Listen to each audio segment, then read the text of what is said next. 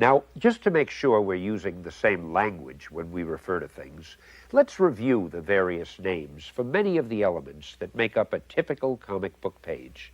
The first page of a story with a large introductory illustration is called the splash page. Letters drawn in outline with space for color to be added are called open letters. Copy which relates to a title is called a blurb. The name of the story is naturally called the title.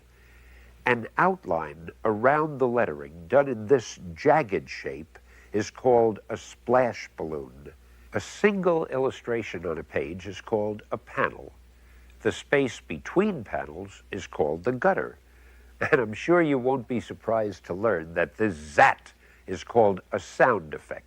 Copy which represents what a character is thinking is, logically enough, a thought balloon. The little connecting circles on the thought balloons are called bubbles. I mean, we'd feel silly calling them squares. The regular speech indicators are the all-important dialogue balloons. The connecting arrows on the dialogue balloon showing who is speaking are called pointers. The words in the balloons which are lettered heavier than the other words are referred to as bold words or bold lettering. And this is my favorite part, where the names are. We call it the credits, just like in the movies. All this technical stuff, which nobody ever reads, showing who publishes the mag and when and where, usually found on the bottom of the first page, is the indicia. Now, don't blame me, I didn't make up that word. Copy in which someone is talking to the reader, but which is not within dialogue balloons, is called a caption. Don't worry if you're not remembering everything this time. One of the marvelous things about video cassettes is that you can go back later and watch it again. Put it on hold while you make all the notes you want to. Oh, and by the way, don't get impatient. We'll get to the drawing part when you least expect it. Moving right along now, we introduce you to an excellent example of one of Marvel's many widely heralded close-ups, so-called because the reader's eye has moved in about as close as possible. Now, this type of panel, in which the reader's view of the scene is from farther away, enabling the figure to be seen from head to toe, is called a medium shot. And here you have a long shot. In fact, since it shows such an extreme wide-angle scene, you might even call it a panoramic long shot, without getting anyone angry at you. When you're up above the scene, looking down at it, as in this panel, what else could you possibly call it but a bird's eye view? Now, on the other hand, when you're below the scene of the action, where your eye level is somewhere near Spidey's heel, as in this panel, we're inclined to refer to it as a worm's eye view. A drawing in which the details are obscured by solid black or any other single tone or color is called a silhouette. And now that we agree upon the tools and the language, let's get on to the heavy stuff. Let's start drawing. I spent quite a lot of time writing a 25-page speech that I could give you. And as I looked at it, I said, would I want to hear this speech? So I tore it up. So I stand here now, defenseless, with nothing except to tell you, I think you're all great. The fact that you're taking the courses you're taking, you're trying to help, to add to what you already know, to make yourselves better workers, better contributors. And I think that's great. I think also that I'm not going to make a long speech, but I'm going to tell you, I was told to say an anecdote. Anecdotes are easy. So I thought to myself, what kind of anecdote can I tell these people who really have more important things to do? And I figured I'm going to tell you how Spider-Man came into being. It's a true story, although sometimes it's hard even for me to believe it. But we had already done the Fantastic Four and I think maybe the X-Men, I can't remember the order, but my publisher came to me and he said, Stan, I want you to come up with another superhero. So I said, okay, and I went home, and when my publisher said do something, I'd better do it because I wanted to keep my job. I thought, what can I come up with now? And the most important thing in a superhero at first is the superpower. Once you get that, everything else comes along. So I thought, what power will I give a new guy? And I saw a fly crawling on the wall. And I said, hey, if I could get a superhero that could stick to walls and crawl on them, man, that would be cool. So I thought that was good. Now I needed a name. So I said, well, let's see, Fly Man, Mosquito Man. I got down to Spider-Man. Spider-Man. It just sounded dramatic. So, okay, I had my hero, I had his power, his name, and then I figured just for fun, I'm gonna give him personal problems.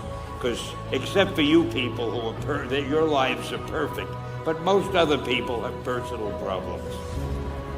And then I thought I'd make him a teenager, because there were no teenage superheroes that I knew of at the time. So armed with all that wonderful material, those great ideas, I ran into my publisher's office and I told him. This was my reaction, the reaction he gave me. Stan, that is the worst idea I have ever heard. First of all, and he started to give me his, because he's a very logical man, very intellectual. First of all, people hate spiders, so you can't call a hero Spider-Man. You want him to be a teenager? Teenagers can only be sidekicks. And you want him to have personal problems?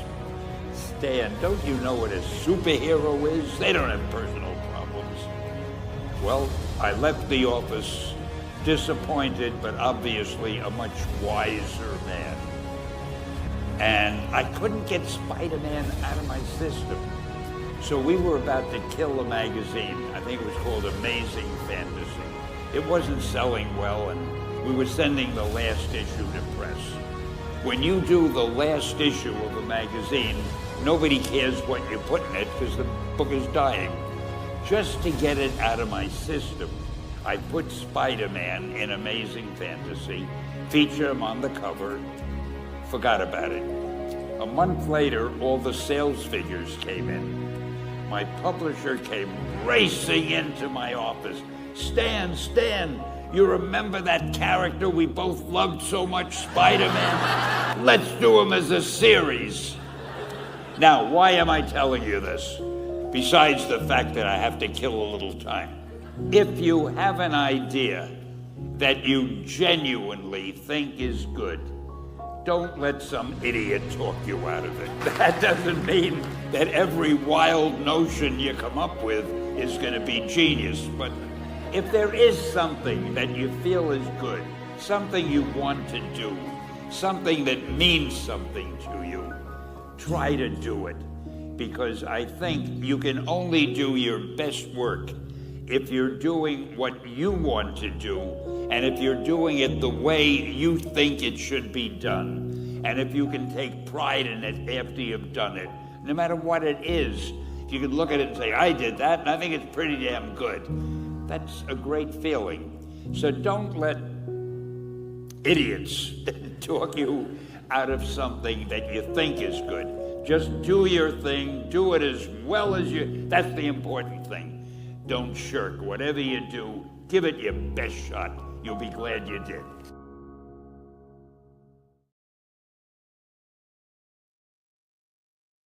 Hello, everybody. Welcome to the XP workshop. I don't think we have much of an audience today, but that's okay. You know, we're still gonna work on our stuff. Don't have much of a speech intro. Just gonna bring on my guest, EV Comics. What's up? Hey. Well, how could you have anything to say after that video? Yeah, I know, right? Yeah, I have seen that video before, but man, it's just so good. Yeah, so good. Yeah, he was a master in speeches. Yeah, he's really good. Plus, he's entertaining. You love to listen to him. Yeah. Yeah. There we go. Yeah, my Apple. For some reason, my Apple Pencil was like just glitching. I was like, what's going on? It's not working. Uh-oh. Bad time for it to stop working. Yeah, but it's working now. Like it's just been idle for a while. I gotcha. Yeah, because I've tried using like third party Apple Pencil tips, and I would not recommend doing it because sometimes it will make the pencil glitch out. I gotcha. So why don't you tell us what you work on? Like for your own comics.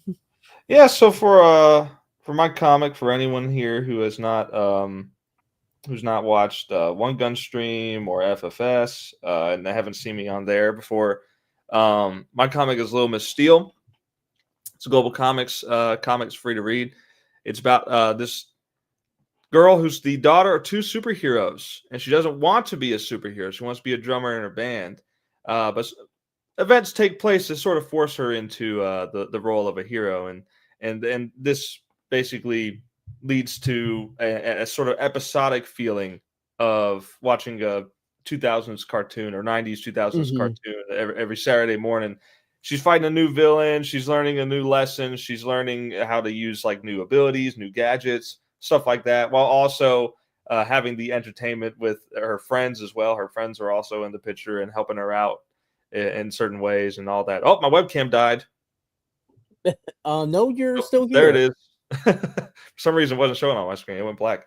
But yeah, that's basically the core of what Little Miss Steel is. It's a big old love letter to stories, cartoons in the past, comics in the past, based on cartoons based on comics in the past, like Justice League, Teen Titans, Batman the Animated Series, all that kind of good stuff. Was all inspirations for what Little Miss Steel is. So if you're interested in that, check it out. Little Miss Steel on Global Comics is free.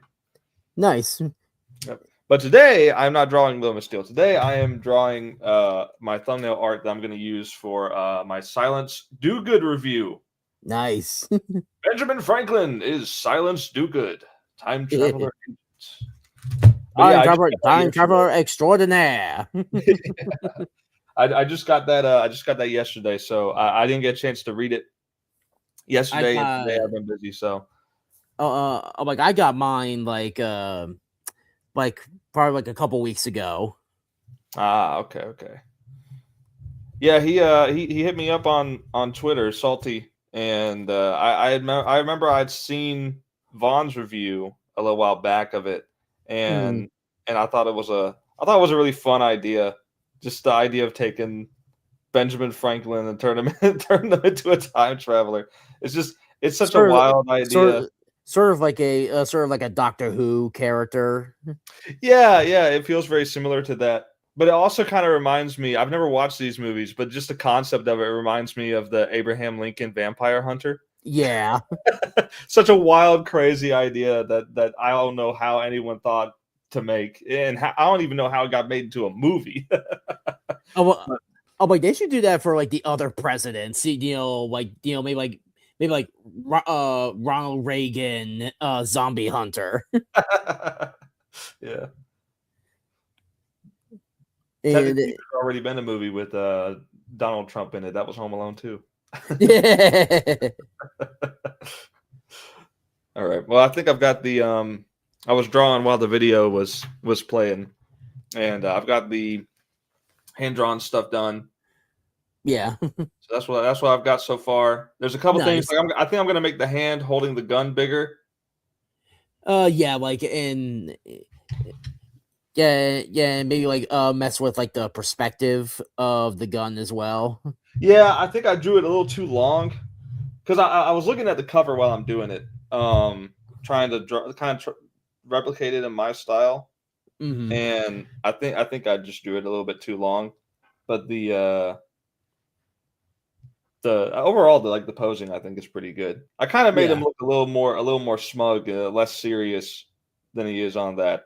I have not read the comics, so I don't really know anything about the character, but I just I kind of wanted to do a little bit of a different take on him.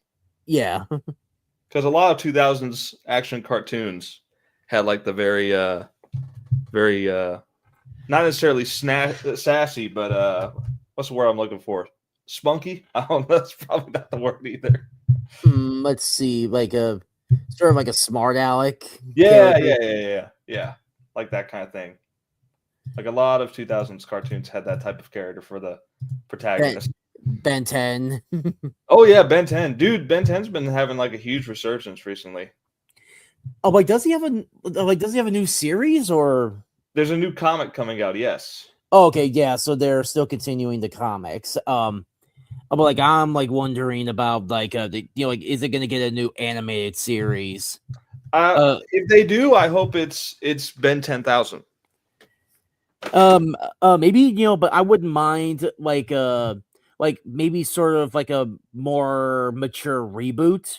Like instead of like him being as a kid, because I think one of the best Ben 10 series was like Alien Force and Omniverse. Yeah. I was about to say Alien Force was kind of already what you were talking about, kind of how it took Ben 10, the idea of it, and aged it up a little bit, and went with that. And I think if they focused on like the future version of Ben, Yeah. and like did that, but not necessarily, because I don't necessarily want it to be like this invincible level of like gore and stuff like that. Like that's Yeah. kind of not really what I would want. I wouldn't mind it if they went that direction. Oh, like that's not what I want either. Like I don't want the extreme violence just for the sake of extreme violence. But like I would like, I just like Ben, being mature.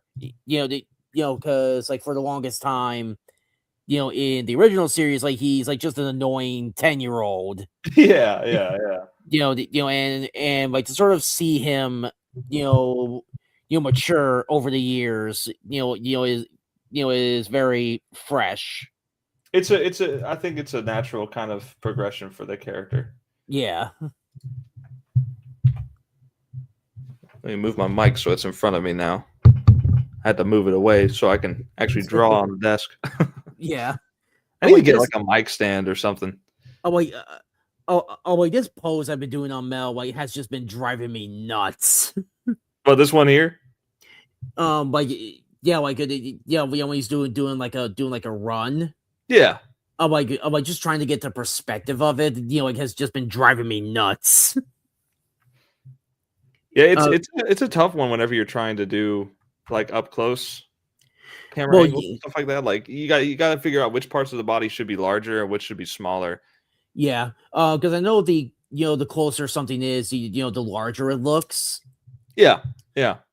Again, like just trying to get like the perspective of it correct. I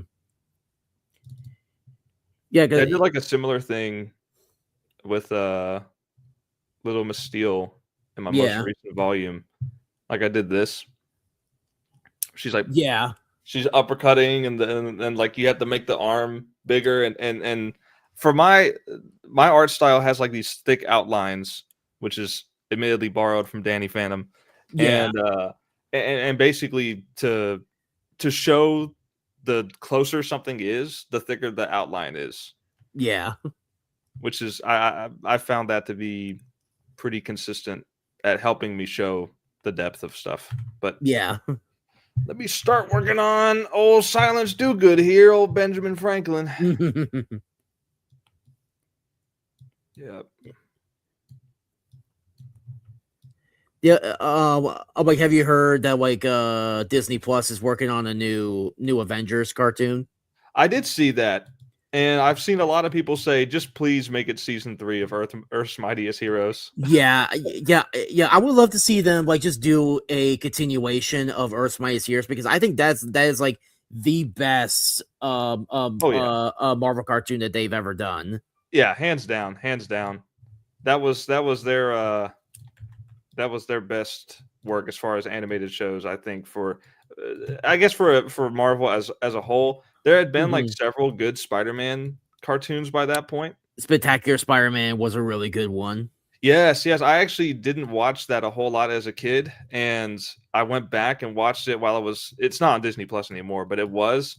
and I Mhm. watched it when it was on there, and man, I was like, man, this show is so good. Show is Yeah. so good. They Yeah. they were cooking, man. They were cooking in the 2000s.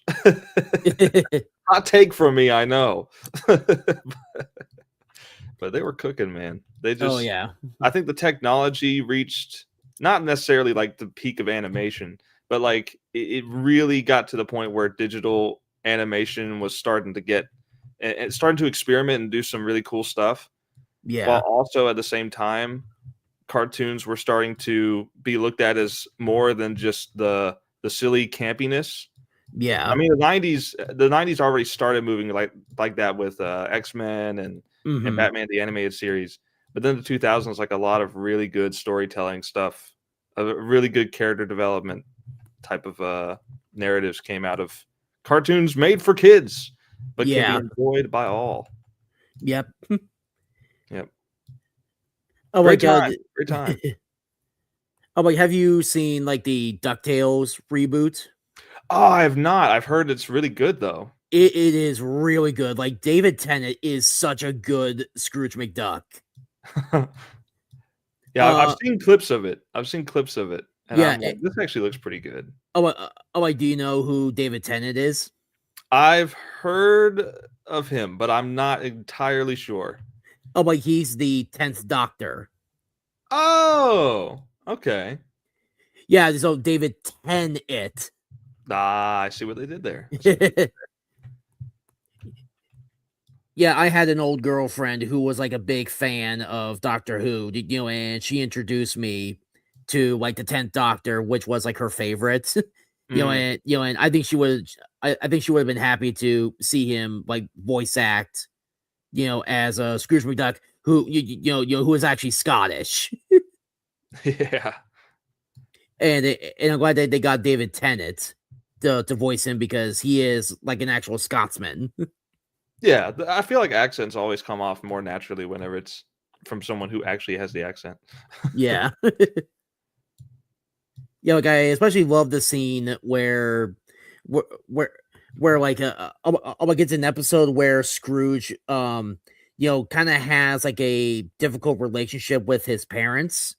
Um and like he mentions that like, oh, I never needed you. And like he shows off like his number one dime.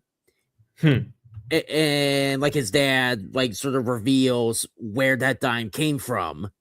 Um and sort of the dime actually came from his dad, who told somebody to like so like Scrooge when he was a kid, like like he had like a shoe shining gig, and nobody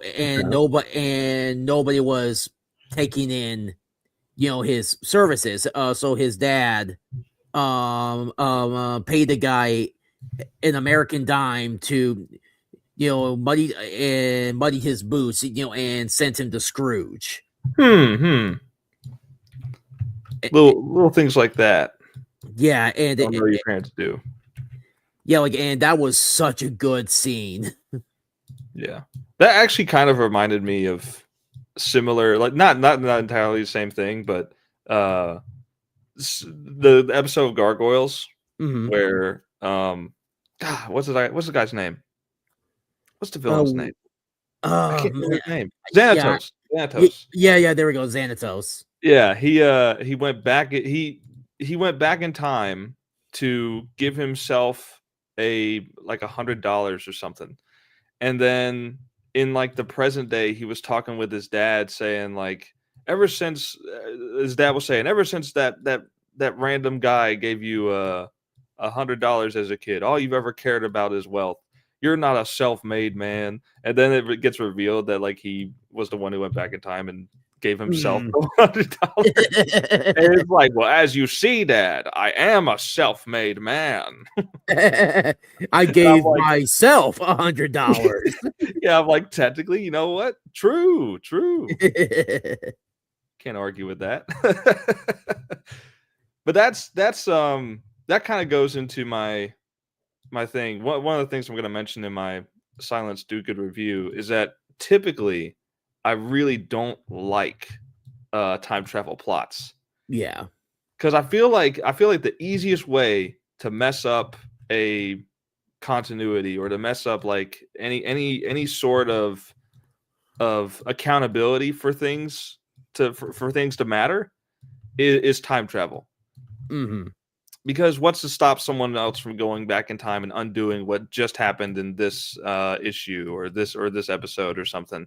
I feel like it's super easy for that to become messy. I mean, just look at the Terminator franchise. Yeah.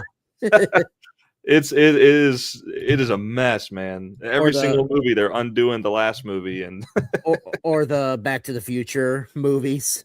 oh yeah, Back to the Future as well. Yeah, But like like also a comic book trope is like the the alternate universes. Like especially when it comes to my series, is that there's no such thing as an alternate universe. yeah, I don't mess with that either.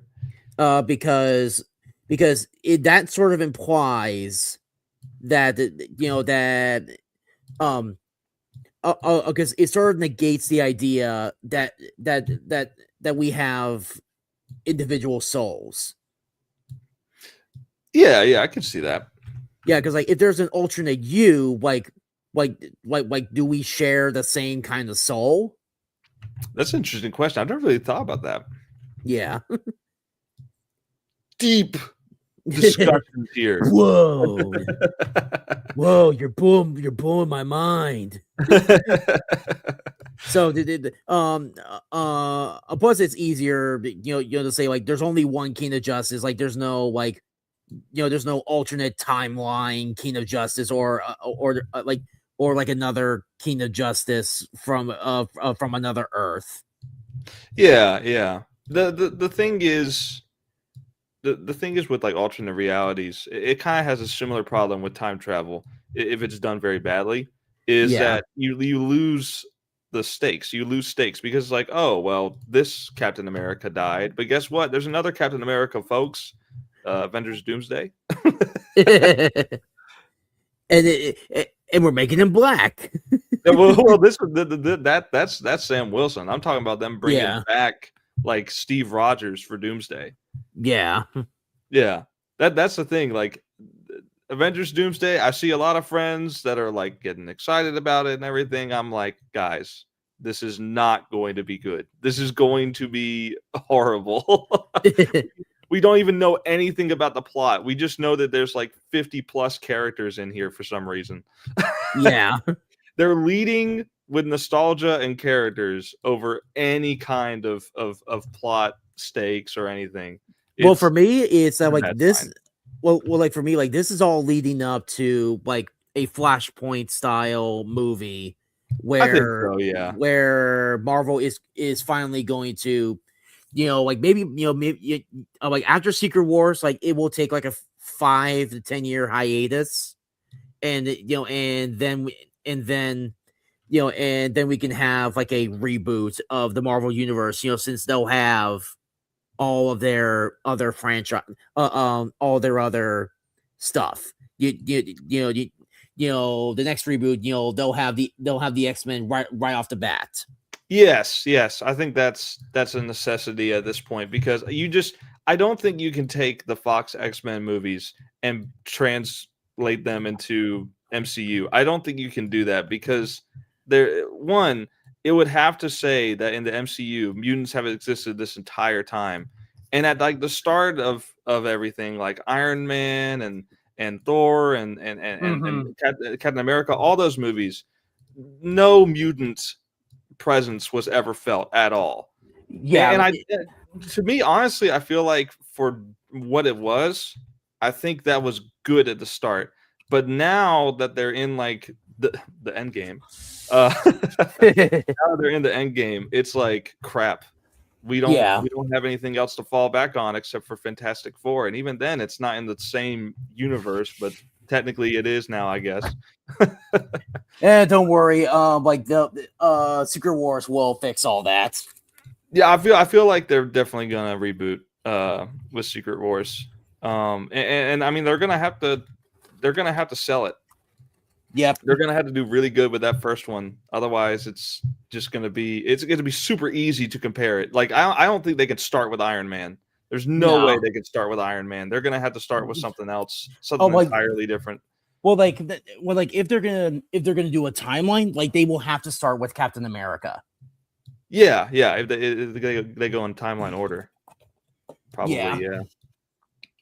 And the we know everyone is going to compare, the new cast, with the old cast. But that's why they need to take like a 5-year hiatus. Yeah, I think that would probably be the best. So they could like plan out, like the next 5 years. Mm-hmm.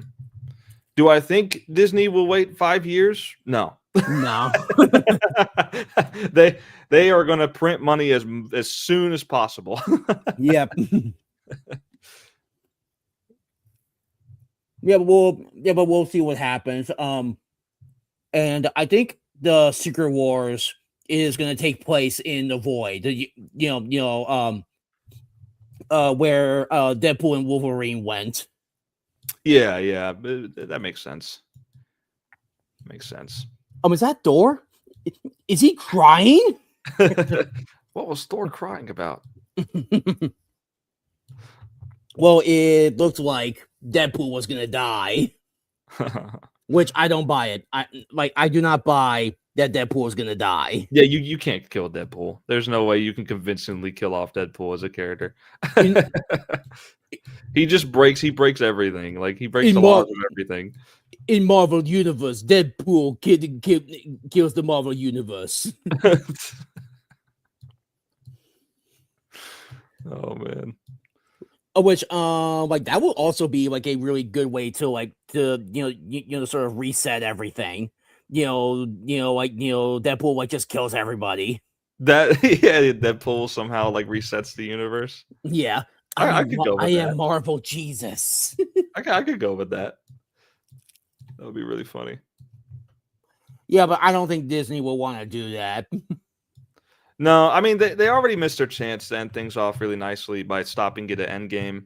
Mm-hmm. I mean that was just like the best opportunity they could have had, and they wanted to keep going, which I can I can understand wanting to do some stuff because I think there was some good potential.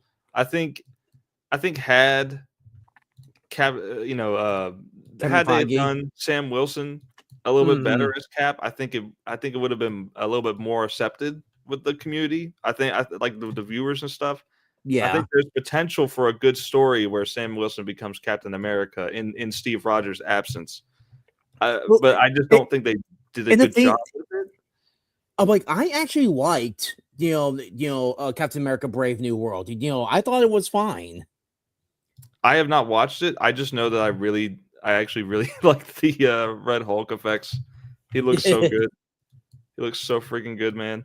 I can't believe they made Harrison Ford Red Hulk, 82-year-old man. I just wish that they made him keep the mustache. Yeah. I don't know why he doesn't have the mustache. Maybe you know what? Honestly, Harrison Ford was probably just like, I'm not getting the mustache. All right, you're gonna pay me $20 million for this movie, and I'm not getting a mustache. And I am not gonna say get off my plane. Because he's the president now. That's right.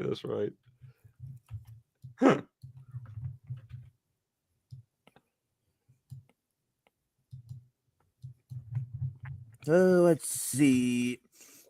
And DC is probably not faring very much, not much better. I hate it for him because Superman was so good. Oh, I thought it was good. I don't think it was like the best thing ever.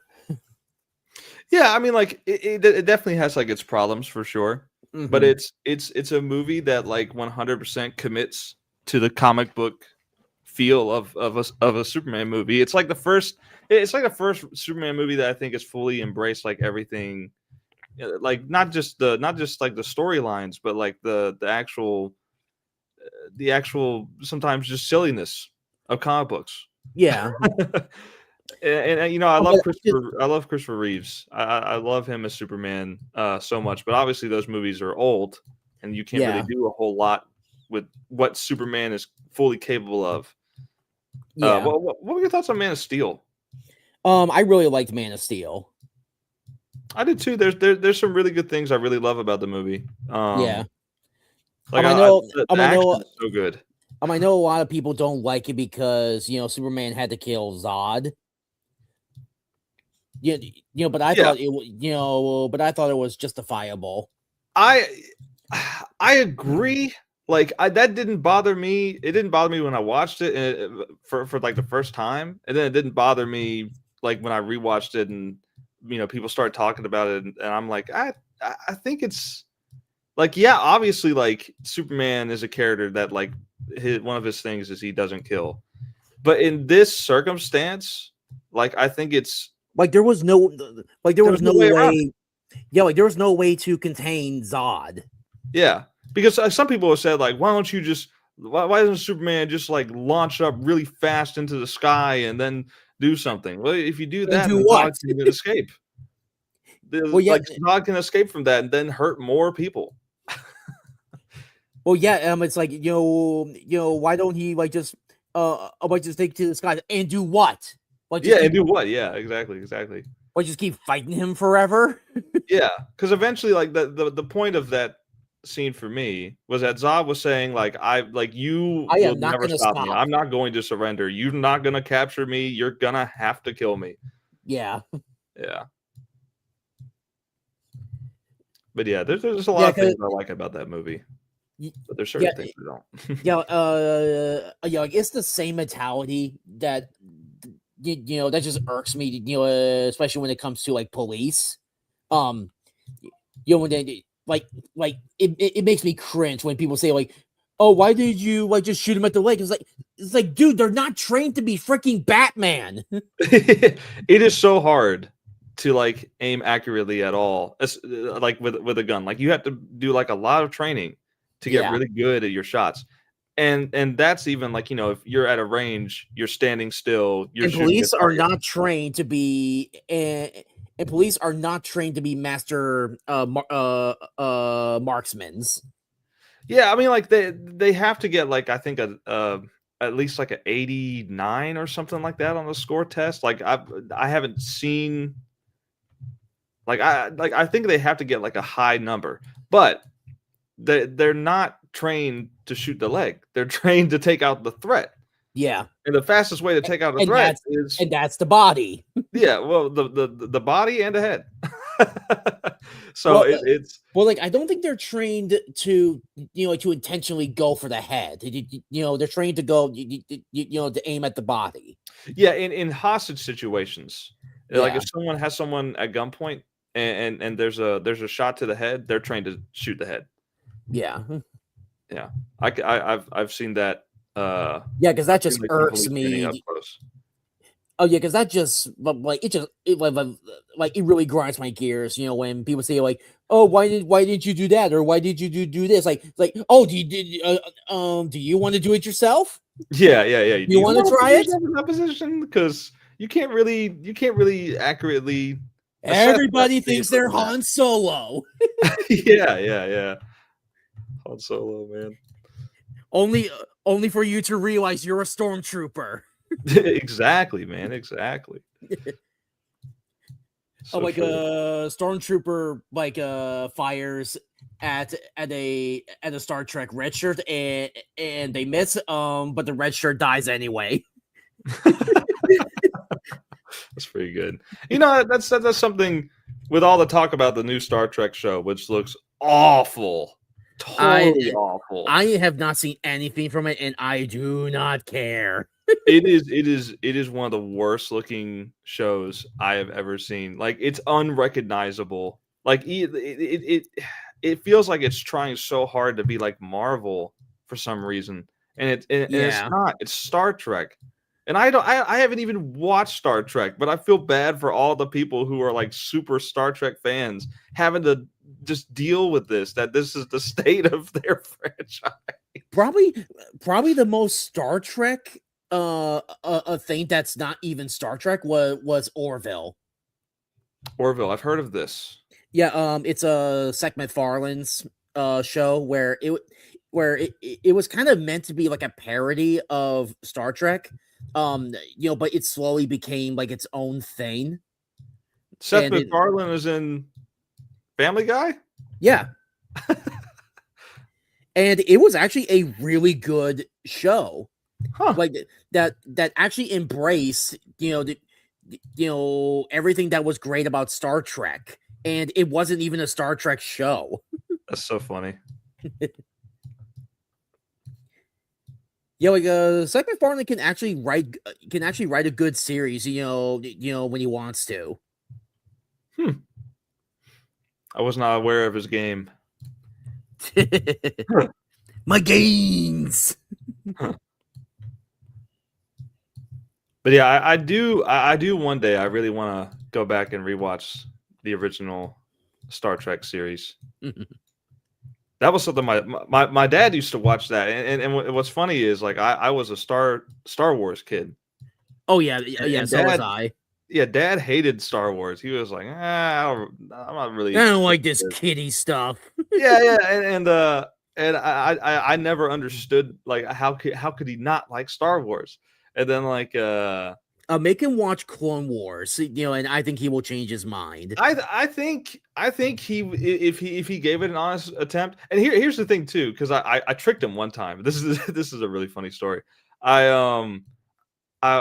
I was at his house. I can't remember what it was about, but I was at his house and just hanging out. And I said, you know what? I got a good show for you to try and watch. And he said, what is it? I said, I'm not going to tell you the name of it. I'm just going to let you sit down and watch it.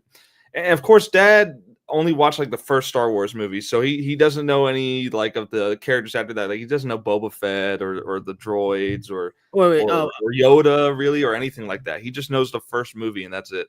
Yeah. I was gonna ask, like, what do you mean by first? So like do you mean episode 4 or episode 4? Yeah. Oh, okay. Yeah, he was an adult whenever it came out. Yeah. So anyway, he only watched that and didn't really care for it. So what I decided to do was I came over to his house. I said, here's a show you should watch. And I watched the first episode of The Mandalorian with him. Okay. And he has no idea about what Mandalorians are. He has no idea like what even Star Wars really looks like today. Mm-hmm. Yeah. And I gave him like no kind of introduction to it, like no context. Details. Yeah, no context. Just threw him into this sort of Western style Star Wars show. Yeah. And he was really into it. And then it got to the scene where he goes into that building where the where the Empire guys are hanging out. And the stormtroopers turn around. He's like, wait a minute, I recognize them. And gotcha. And just before that, that's right. Just before that scene happened, because I knew it was coming up, I paused it. I said, what do you think of the show so far? He said, yeah, I like it. It's pretty interesting. And then that scene played. He's like, wait a minute. Something ain't right. Yeah, so I got him to watch and admit that he was interested in a Star Wars show, but he never picked it up after that. Aww. I think knowing that it was a Star Wars show, he's like, you know what, maybe I won't watch this. but I did catch him in that. Is your dad's name Dave?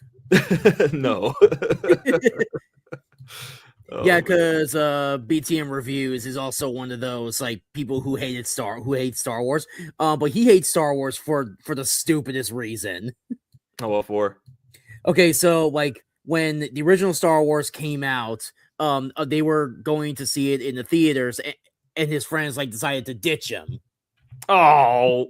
And that's why he hates Star Wars. Oh, that's so dumb. Because his friends ditched him at the movie theater. Is his friend named Star War?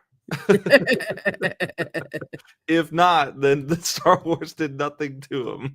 Yeah.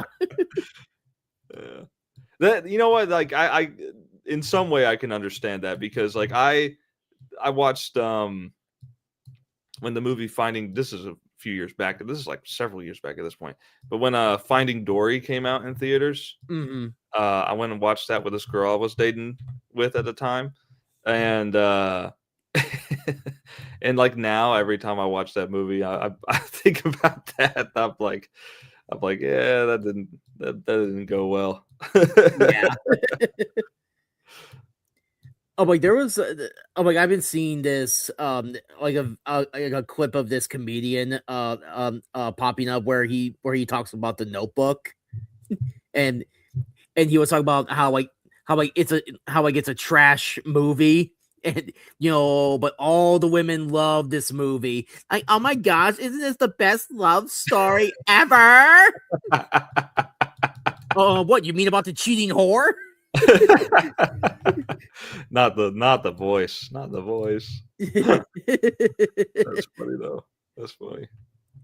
Well, yeah, because like if you think about it, is that The Notebook is about a cheating whore. I have never watched it. I don't even know anything about that movie. So I'll take your word for it. Yeah.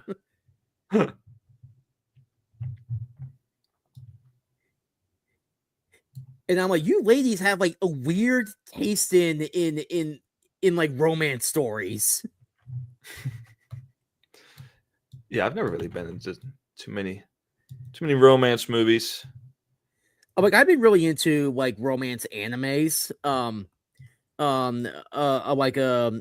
Dress Up Darling. And like the main girl is like everything that I want in a girlfriend.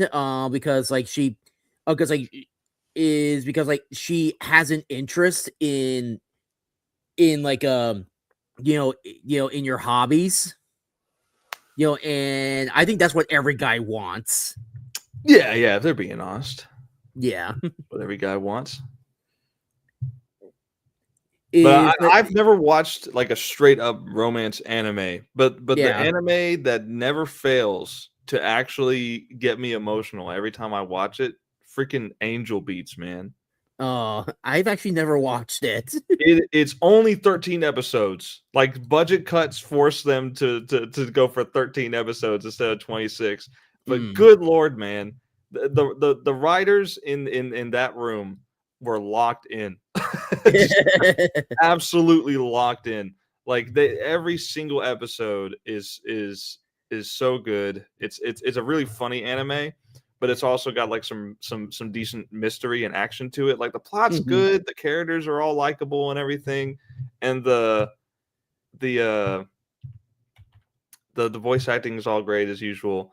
It is such a surprisingly emotional anime by the end of it. I swear it makes me cry every time I watch it. I haven't watched it in a long time, but I guarantee you if I watched it today and I was like fully like invested into it, like I would be crying again.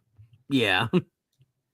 Oh, like have you seen like the anime movies like Summer Wars or Wolf Children? No, I have watched a few Ghibli movies. Okay. This one is not a Ghibli movie. Like it's from a different director. Who is like who I say is pretty much on par with Miyazaki. Hmm. And like so the movie Wolf Children is about a woman who I guess falls in love with like a werewolf, but like it's not like a traditional werewolf. Like it's a man who can like transform into a wolf. Oh, okay. So just at will. Yeah, at will. And and like they fall in love, and and they have a couple kids. But then tragedy happens. Like he dies. And the woman is like left alone to raise her wolf children by herself. All right. Like it's actually a really good. Like it's a really good movie. It almost sounds like a setup for like a really good comedy movie. Yeah, but it's like also normal woman tries to raise 6 wolf children. Oh, like she has 2 of them. So. Oh, 2 of them. Oh, okay. Yeah. I was thinking it would be like a lot of them. Yeah, and like and like each kid is sort of like like as they grow up, like they have to decide like which path they want to go on. Do they want to like do they want to go on the wolf path or the human path? And Okay. and like the and, and like and like what they choose like like they like it totally like what's the term for it? Like you don't expect like the results. Okay. Because you think What's your expectations? yeah, like you totally expect like the son to go one way but then he goes the other way by the Okay. by the end of it. Interesting.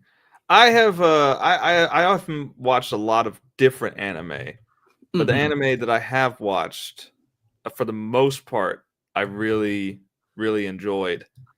My favorite of all time is Full Metal Alchemist Brotherhood. Oh yeah. So good, man. So good. Yeah. Everything about it is just perfect. I need to rewatch it again. Yeah, because like it actually follows the manga story. Yeah. I haven't watched the original anime. I haven't watched that because I started with Brotherhood, and I loved it so much. I'm like, I can't even imagine the story a different way.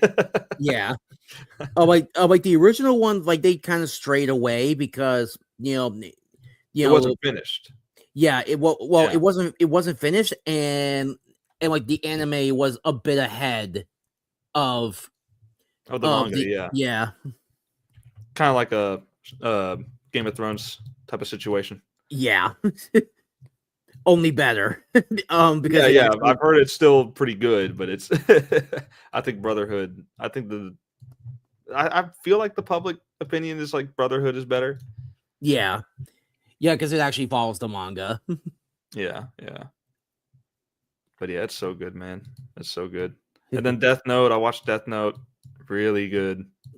I'm like, I'm sort of on Death Note.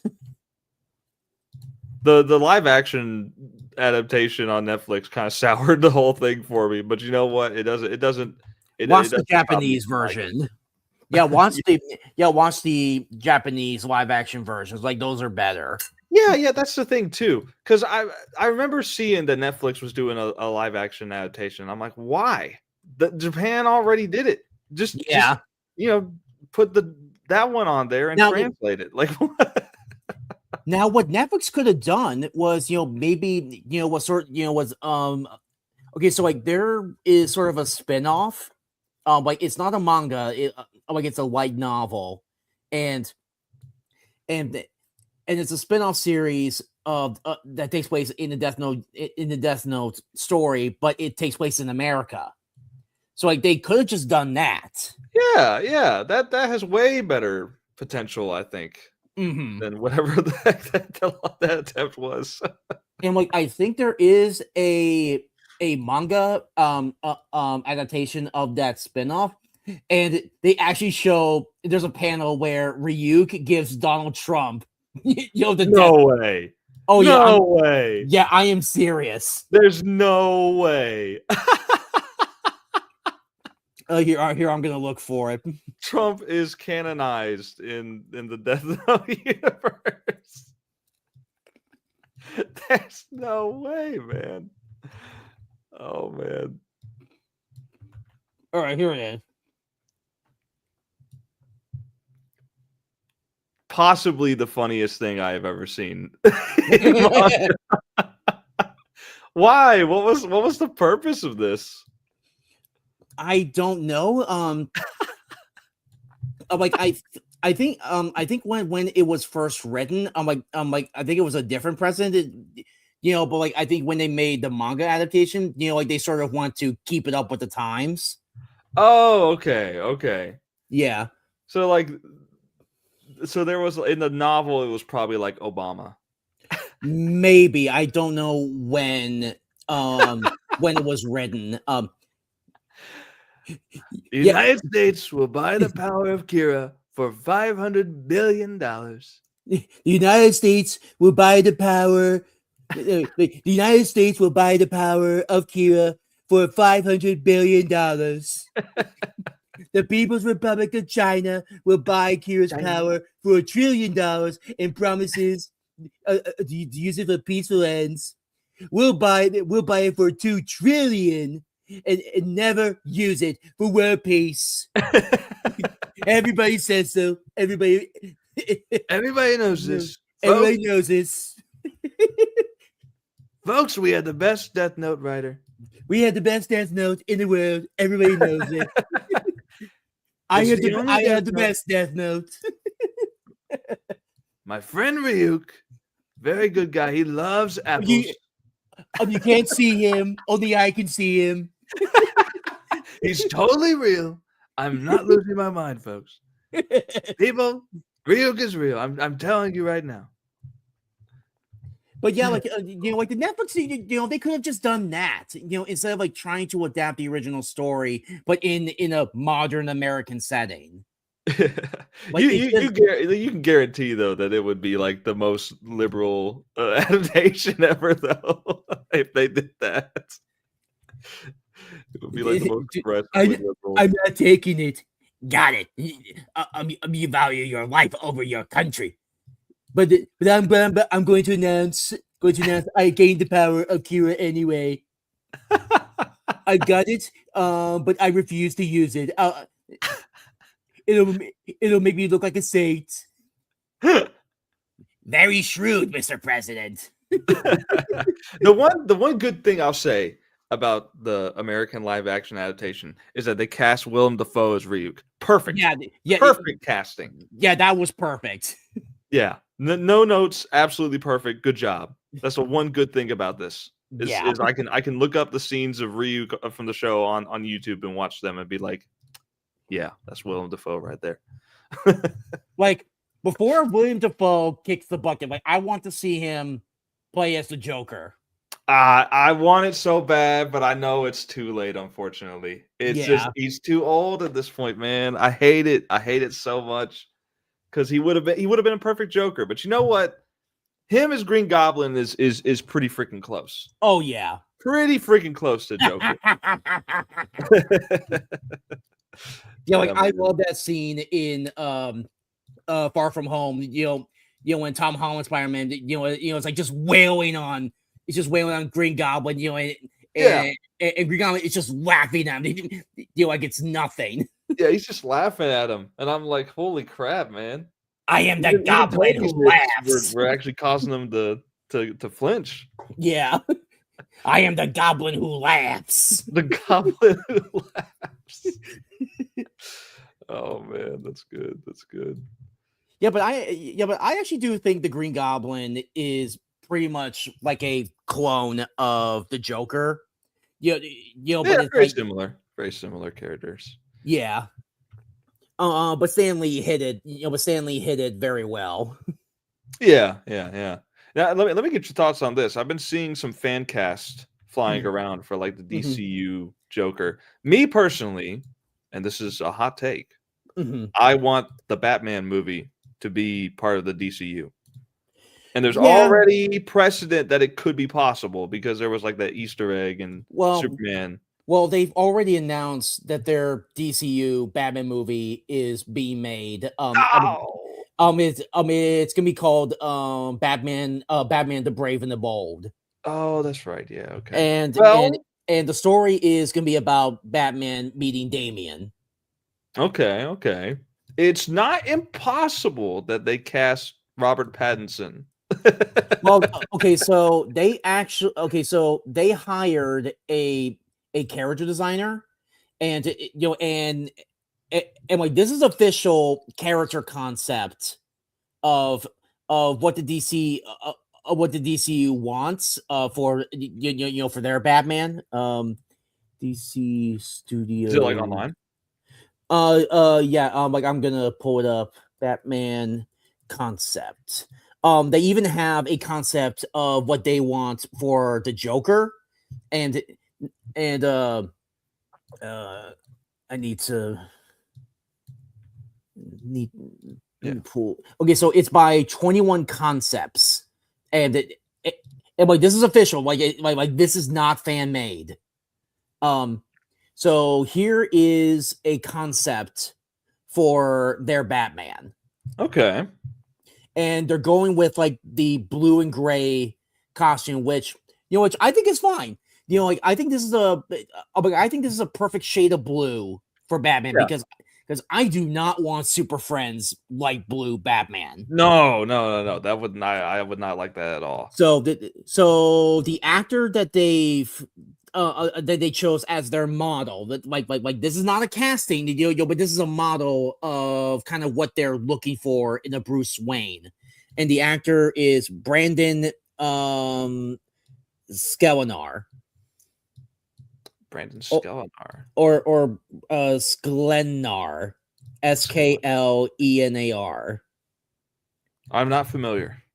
Yeah, I'm not familiar with him either, but he does kind of look like a young Ben Affleck. Yeah, I was about to say I'm getting Ben Affleck vibes off of him. Yeah, I was thinking that whenever he showed it. Yeah, I see that. Brandon. Yeah, Sklenar. this is a final concept from October of last year. Okay. So it's really not that long ago, and I actually like what they're going with. I like the suit. Yeah, the suit looks really good. It's very Arkham game style, which I think is what Batman needs. Very much. Yeah. Yeah, for live action, because I don't think it will look good, if it was all spandex. Now, if they went with the way, with the Batfleck suit, where he is actually wearing armor under the spandex. Yeah. His suit definitely stood out. It's not my favorite look. Mm-hmm. Like I prefer like this, where like you can tell the dude is wearing armor. Yeah, like this is my like preferred kind of look, and that's why I love Pattinson's suit so much, is because it looks like an actual potential like suit of armor that someone. It looks practical. It looks very practical. Yeah. Like you can see the materials in it. It looks really good. Yeah, so here's here's the other ones that they have, and they obviously have like the classic black and gray, which I think is fine. I don't see a difference between these two. I think the blue is slightly more grayscale in the middle Maybe one. Like a little less saturated, I should say. Yeah, because like I'm fine with with like a blue and gray Batman, but like it has to be a dark blue, like. Yeah, do not go with Super Friends blue. Yeah, and I think the blue is like a very specific choice, because the DCU, again, like I said, like the Superman movie embraced a lot of the goofiness of comic books, and I think a way to do that with Batman is to give him that blue. Because when you think of blue, I think of Batman, you remember the Brave and the Bold cartoon. Yeah, the cartoon. Yeah. That's like, to me, that's what comes to mind. And like those old comics. Yeah. Well, very Silver Age style of comics. Yeah. But like I'm also a guy who absolutely hates the whole Trunks, on superheroes. Like I absolutely hate it. But you know what? But this is fine because it doesn't look like undies. It looks like it looks like cloth under the armor. Yeah, like it looks pretty natural there. Yeah, like it actually fits. I'm perfectly fine with that. But with what they did with the DCU Superman, I'm not a fan of what they did with the Trunks. Because do you know why they did that? Well, yeah, I know it's the actor who plays Superman, actually wanted to keep the Trunks. Yes. And it was also like, we know that the original costume, was based off of Circus Strawman, but in current times, the Trunks is more like a WWE wrestler design. Yes. Yeah, you've seen that. But but still, it still looks silly to me. Which is why I love the the Henry Cavill and the Tyler Hoechlin Superman costumes. Yeah, I think the Henry Cavill suit's pretty good. It's a little dark. it's a little too dark, but that's, I mean, that kind of just goes for the whole movie. The whole movie color grading Well, is yeah, like like very it's meant to be like it's meant to be like a darker story. Like it's something that it's something that I think absolute Batman would be. Like it matches the Absolute tone Superman. of the movie. Yeah, like it's a Man of Steel is basically absolute Superman the movie. Yeah. It's very brutal in the fight scenes and stuff. Yeah, and like they did have like an original concept of where they have that Superman costume but without the trunks, and I actually like it better without the trunks because I just think it looks silly on Superman. Because like if you want to be a superhero, like you want to be taken seriously. I got what you're saying. Yeah. My thing is like I was also kind of on the fence. I was on the fence about the trunks, and then when I heard that interview from David Corenswet where he's saying like Superman wants to appear like Friendly. a little silly, like a little more approachable by like kids and stuff like that. Yeah, I wouldn't say silly, but like he wants to appear friendly. Friendly, yeah. I get that's a better word. And Now, like whenever I heard that interview, I was like, oh, okay, yeah. And I respect that. I get it. Yeah, I respect that. But it still looks silly to me. I got you. Now here, yes, okay. that Joker is perfect. Yes, Yeah, please make the Joker look like that. Yeah, so the actor they chose as a model is Bill Skarsgård. Yes, yeah, that was exactly what that was where I even started this topic on was I was going to ask your opinion. What would you think of Bill Skarsgård as Joker? I think he would be perfect, because like especially with his performance as Pennywise in the movies, and especially in the Welcome to Derry series. He's like freaking great. I think he will make a really good Joker. I think he actually did play a Joker in the Gotham show at one point. No, I think that was what wasn't it? Cameron Monaghan? Let me see. I think that was Cameron Monaghan. Who played Joker in the Gotham show? Because they look very similar. Because I know they had multiple Joker actors in that show. Yeah, there was two different Jokers, I believe, but none of them were officially the Joker. Okay, so the first one was Jerome Valeska, and the Joker, the more Joker like in the Gotham series, was played by Cameron Monaghan. Yep. Yeah, so they had two different Jokers, which I actually like that idea in the Gotham show, where the Joker is not really a person, like it's a mindset. Yeah, I like that concept. But it's a fun concept to play with. But kind of going back to this concept design, like I am really getting sort of a mix of like the Phil Nicholson and the Brave and the Bold cartoon Joker. Kind of a mix of that. That is a perfect look for Joker. If they bring that like to life and they cast Bill Skarsgård, that's going to be perfect, man. Chef's kiss. Absolutely. Chef's kiss. Yeah. That's the one thing I don't like about the Batman. That's my one critique is I hate that their Joker is like they felt like they had really even more scarred and messed up looking from Heath Ledger. And I'm like, no. You're losing the point. He's a clown. Yeah. He doesn't look like a clown anymore. Come back and play with the clown. from the It movie. Yeah.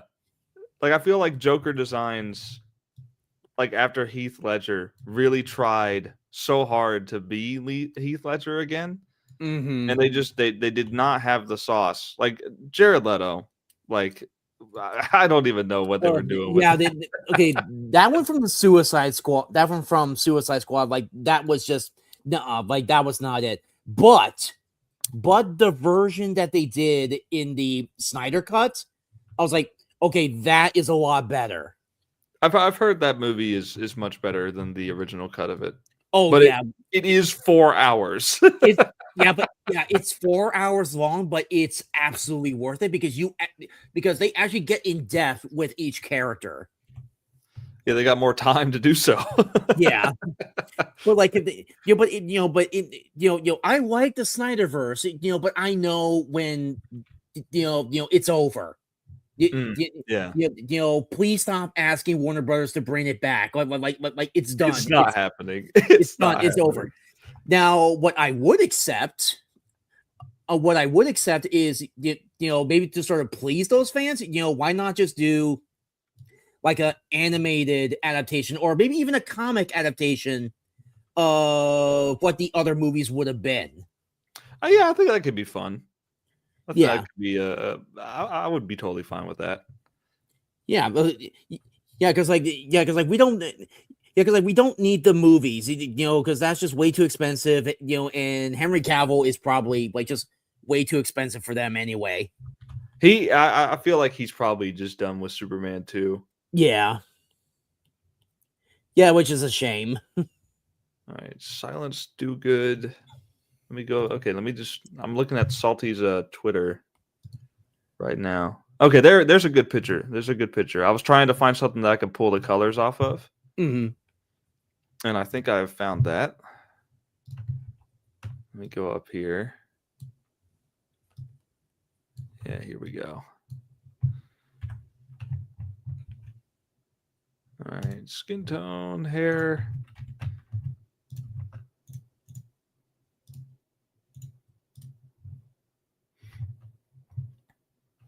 But yeah, speaking of Jared Leto, have you ever like watched the Tron movies? No, I have not watched the Tron movies. The first one is like definitely a product of its time. Mm-hmm. Like it's hard to get people into that one. It's hard for me to like convince people to sit down and watch that one all the way. But it is very impressive technically what they could do. The second movie absolutely slaps. I mean, like, so I don't understand how it did not get good reviews from critics when it came out, because it's so Are we good. talking about the Ares? No, not Ares. Ares is the most recent one. The second one came out in 2010, and it's a masterpiece, man. It's a Absolute cinema. Absolute Cinema. Absolute cinema, man. There's so many great moments in the movie. Like, yeah, the plot is like not anything crazy. It's not anything like too mind blowing or whatever. But it's so committed to the aesthetic and to the to the visuals, the soundtrack. It's so good. And Ares came out, and you've got it feels so far from its original concept. You would think that. Like, you would think that going into it, and I kind of thought it going into it as well. I went to watch it with my brother, and I was like, there's no way this movie is good, but we have to watch it because we're Tron fans. And I fully, like I said, I fully went into the movie expecting not to like it. And I was so pleasantly surprised. I walked out the theater, and the first thing I said to my brother was, am I crazy, or was that actually kind of good? No, I think we're crazy. The movie is actually like, despite the fact that it's got Jared Leto in it, because I just don't think Jared Leto is a very good actor. I'm not a fan of him personally either. Like, he's done some really wild stuff. It's Morbid time. Yeah. But as far as like, no one's ever gonna let that down. Yeah, he'll never live it down. But as far as like in this movie, his sort of like robotic stunted acting perfectly fits the character, because the character is an AI program. And the fact that the movie is about AI in a time period such as this is very, like, it's very on topic, and it's also very accurate to like what AI is, because the very first 5 minutes of the movie is showing a training montage of Ares being killed, brought back to life, killed, brought back to life, and the more he does it, the more he's able to fight off like dozens of other programs running at him. Mm-hmm. And by just in that 5 minutes, it might not even be 5 minutes, but just in that short amount of time, you understand like, oh, okay, this is literally them training an AI program to be the most lethal killing machine. It's like, okay, this is scary because this is getting too real. it's getting too real. It's very similar to how AI is trained today, and I think it has a lot of good stuff to say. Even the more recent Blade Runner, was kind of on the nose. It was like, you look lonely, I can fix that. Yeah, I need to watch that movie. I watched the original, but I haven't watched the one with Harrison Ford. Well, no, the first Blade Runner had Harrison Ford. Yeah, both of them did. Oh yeah. I thought it was just the first one. No, he's in the second one. I don't know what role he plays because again I haven't watched the movie, but I know he's in the second one. Oh, okay. Yeah, but yeah, like visually the movie as well is really good, and the second movie, like a lot of people would, like you haven't watched the second movie, so like you don't know, but the main threat of the second movie was that the programs inside the grid were trying to get out and conquer the real world. So like seeing them in the real world in the third movie actually is like, oh, okay, yeah, well, I guess we were always heading this direction, huh?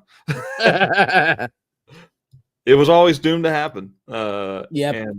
And visually it's done extremely well. The soundtrack again is a banger.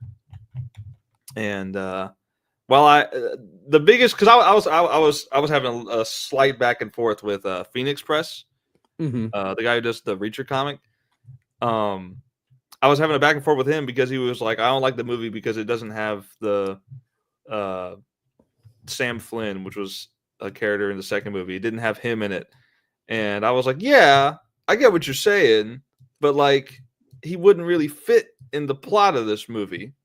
And that was like that was like my biggest thing. Was there was a lot of people saying they weren't going to watch it just because of that. I'm like, please don't do that. Please, like, actually watch the movie. It's good, I swear. It's good, I swear. Yeah. And then he also had some people saying like, oh, there's not a woman in the trailer. There's a woman in both the other not the trailer, but the poster. There's not a woman in the poster for this one. I'm like, please don't let that be the reason you don't watch this movie, please. And it sucks because I've had that experience with two movies in the last 2 years. This 2025 it was Tron Ares. 2024 it was Transformers 1. I loved Transformers 1. Genuinely the best Transformers movie in my opinion. Ever made. And it's better than all the Bay movies. Yeah, the Bay movies I enjoy for what they are. Well, the thing is that Transformers 1 was produced by Bay Films. Yeah, that's true. Yeah. Like that's the ironic thing. He had it in him the whole time. He just didn't do it. But like the story is great. The acting is great. I really was nervous because I didn't know how good Chris Hemsworth was going to do as Optimus, but he does a really good job. And by the end of it, when you actually hear him try to do the Optimus Prime voice, I was like, yes! Yeah. It feels very earned. Like he's not doing a Peter Cullen impression the entire time in the movie. Well, the thing is, like, I think his voice is kind of perfect to where he can imitate it very well. Yeah. He does a really good job. I am Optimus Prime. Yeah. And I am no one will ever be exactly Peter Cullen. Yeah. And I am so sad that there is not going to be a sequel for it. Yeah. I mean, they set up a lot of cool stuff with the world. Yeah. They had a lot of really cool things going on with that. They brought in the Quintessons, which no other Transformers movie has done. Yeah. And technically, the war on Cybertron is technically not over. Yeah, yeah. It's just starting. It's just starting by the end of the movie. Which and someone said, Civil War. yeah, yeah, and someone said something that I will always mourn this possibility. I will mourn this possibility forever as a Transformers fan. Is that the names of the second and third movie, if they made them, would be Transformers One Shall Fall and Transformers One Shall Rise. Oh yeah, one shall stand, one shall fall. Yeah, yeah, yeah. I'm like, we will never get that. Yeah. It hurts, man. It hurts. Oh my god, I was like trying to do like my best Tim Pool impression. Civil War. Yeah, because he's always like, because he's always talking about the possibility of civil war. Mhm. It's a hot topic these days. Yeah, Seems like we're getting there, but hopefully not. but the entire story of Transformers, in their Cybertron Civil War, like it's very reminiscent of like the battle in heaven. Between like Yeah, Satan and the fallen angels. yeah. Yeah. I've always seen biblical parallels Yeah. with Transformers. Optimus Prime is the Archangel Michael, and Megatron is obviously Satan. Well, the thing is, it really depends because like I kind of see like Unicron more like Satan, and I see like Megatron almost like sort of the Antichrist. Yeah, maybe. In some ways, like not exactly. Like I'm not too familiar with the lore of a Transformers, but Cybertron is like basically God. Yeah, it's Primus. Yeah. Yeah, Primus is like their god. Even in the movie, like there are subtle, I think some characters like say like Primus be with us. Yeah. And I mean, you got like the 13 original Primes, kind of feels like the 12 disciples in a way, or like the archangels. Yeah. I mean, there's tons of different ways to look at it. Yeah. But I started picking up on that with the Transformers Prime cartoon. Did you ever watch that one? Like I've seen some of it. Like I'm not sure if that's the one where it kind of went woke. Like I don't know if that's the same one.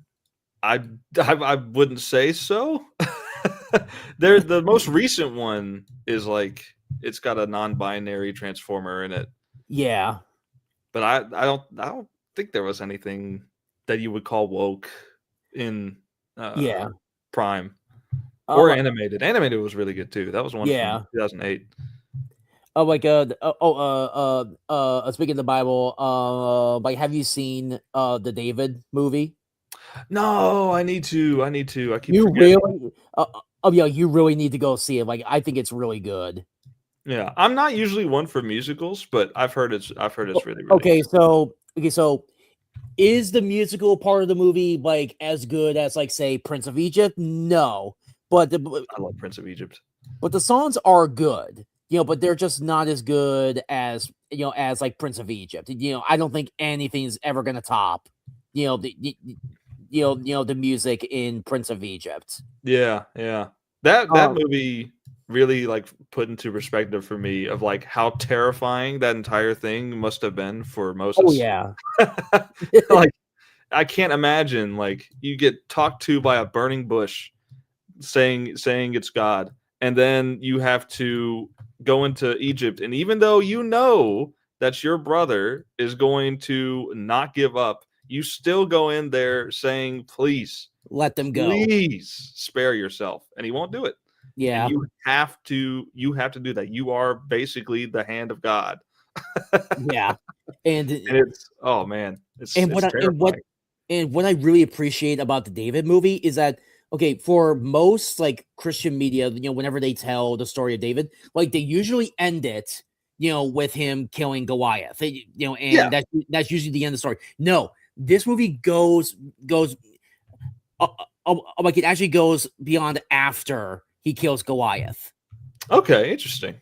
which is what I really appreciate, because like there is so much that happens after David kills Goliath. Yeah, there's a lot of good and bad Oh, that David gets oh up yeah, to. probably the most notorious thing that David's ever done was, well, like for one thing, he took in many wives, which he was not supposed to do. But he coveted another man's wife, and as Mhm. king, he had an awful idea of sending that husband to the front lines, Yes. pretty much guaranteeing that he will die in battle, and thus he can take her as his wife. Yeah, it's super messed up. Yeah, yeah, but of course, like they're not gonna tell that part of the story, in a Christian kids movie. Yeah. Well, what the funniest thing is, did you ever watch VeggieTales at Oh all? yeah, oh yeah. Yeah. I love how they handled it in VeggieTales, because instead of like coveting like another vegetable or whatever, he's coveting another vegetable's rubber ducky, and he's got like 20 rubber duckies in like a shelf. Like, I want that one. I want that rubber ducky. And of course, it's Larry. Yeah. When I think back on VeggieTales, sometimes I'm like, man, they were really creative to make some of this stuff Oh yeah. friendly. And like, and in the David movie, like, like once King Saul, figures out that David is like going to be his replacement, for the throne, like Yeah. that is when stuff gets real. Yeah. It gets really dramatic. Yeah, I need to watch that. I've heard it's. Yeah, super you good. really need to go see it before theaters remove it. Yeah.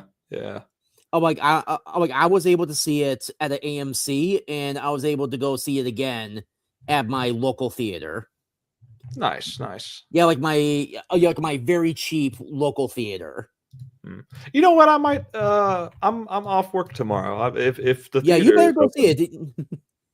if it's open tomorrow, I'll probably go check it out. Yeah, it came out like in December 19th. So, Oh, so I do not know if there are any still out there. yeah. It might be out. Yeah.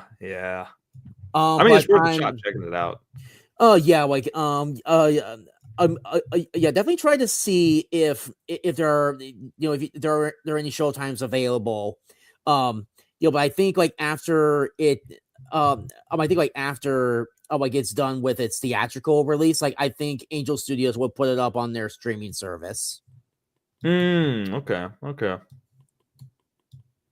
Though I kind of wish they, like they would try to get it, they would try to get it on other streaming services, or at least like have it, be available physically and, and digitally, like on iTunes or something. Well, they won't put it on Netflix probably, because Netflix would be like, nah, there needs to be a character explaining what a trans person is. Yeah. We don't want that. Matt Damon, actually, I just read this today. Matt Damon revealed that Netflix requires their original shows to have characters explain what's going on multiple times. Like just talk and just say what's going on, because people watching are on their phones. Oh, okay, yeah. I and hate that. And like they're not really paying attention. I hate that so much. Yeah. I thought I thought you were saying that like every show like has to explain about a character's like sexuality or something. Oh no. Surprisingly, I did not. That Matt Damon didn't say anything about that, but I mean, like he probably wouldn't say that for the sake of his career. He might get canceled for that. Matt Damon. But yeah, I thought that was abhorrent. I was like, there's no way, really, you have to do this every single show because people aren't paying attention. I hate it. Oh, so that explains, the Stranger Things finale. Oh yeah. Which that, I mean, Netflix. I don't like girls. Just a laughing stock the past few weeks because of that. I don't like girls. I like dick. Yeah, and if you're if you're Dark Gift on the FFS stream. Yeah. They got him saying I like trannies. I'm like, come on. Look, I think they updated it to where he says both trannies and brownies. Yeah, because he was saying it sounded like brownies. Yeah. Well, the thing is, like, I heard brownies too. I heard that too. Yeah, it didn't sound like it. It sounded like brownies. I could hear brownies, but like I had to hear Dark Gift say it for me to really hear it. Yeah. Yeah, it was funny. Yeah, none of this AI BS. Well, what are I was gonna bring this topic to the Mhm. to the Indie Comics Empire stream because I thought it'd be Ice. interesting to talk about. But yeah, the Ice stream. What do you think about the recent community reaction to Sin and Dark Gift going on Van Skyver's stream? I did not see any of that. like I have not been paying attention to the to anything in the Comicsgate realm. You've been keeping your head down, working on the comic. Yep. Yeah, I got you. As everybody should be. I agree. Liam. I agree. Liam. Yeah, Liam, yeah, for sure. And I think Van Skyver, but I made a video a couple days ago talking about, because I made a couple of videos talking about the Liam and Vaughn situation whenever that was like in its peak. That's why I'm even on this stream now is because that whole thing got me some views on that. And what ended up happening, what I wanted to do is I wanted to make a video talking about the good that I'm seeing in Comicsgate, because I don't want to make a video about the community only when it's bad. Yeah. And the point of the video I made was that it's really good that despite the fact that DG and Cynic have their issues with Van Skyver and mostly over Liam recently, despite that, they're still able to get along on a stream and promote another creator's comic book that he's trying to fund. Yeah. I thought that was really good, and a lot of people have not liked it, particularly a amphibian whose name can be lengthened to Anthony. Wah, wah. And yeah, I mean, cry about it, Tony. Wah. Yeah, it's just a bunch of people that are just like upset about it, and I'm like, why? Like, why are you upset? They helped get the comic partially funded. It's not fully funded, but it's on its way. And I'm like, I don't think it would have been any less.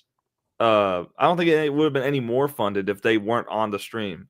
Yeah, I think them being on a stream got more views, got more people brought in. Yeah, and I think it was a net good. And I think that's what this community is all about. To me, is coming together to help people's comics get funded. And for a comic creator, that's like your dream come true. Is people are buying your comic and enjoying it, or just for someone like me, who doesn't do campaigns, to get the word out. They're like, hey, my stuff is out, go buy it. yeah, just to get the word out, man. Yeah, which I've never done a campaign before. I'm about to. I've already got like the pre-launch page set up on Indie Crowdfund. Yeah, and I've always thought about it, but at the same time, I didn't want to do it without having like some kind of advice or insight from other people. And now that I've got like some connections with people here, I feel like I can do that now. So I'm excited to get that launched beginning of February. Yeah, yeah, that's good. And I'm gonna try and be like super like transparent about it. Like I'm gonna try and make like update videos like at least once a week, talking about like, okay, the comics have been ordered, and next week the comics have arrived, next week the comics have been shipped out, blah blah blah blah blah. I want to do that because I feel like that's important, is to be transparent about stuff. Yeah.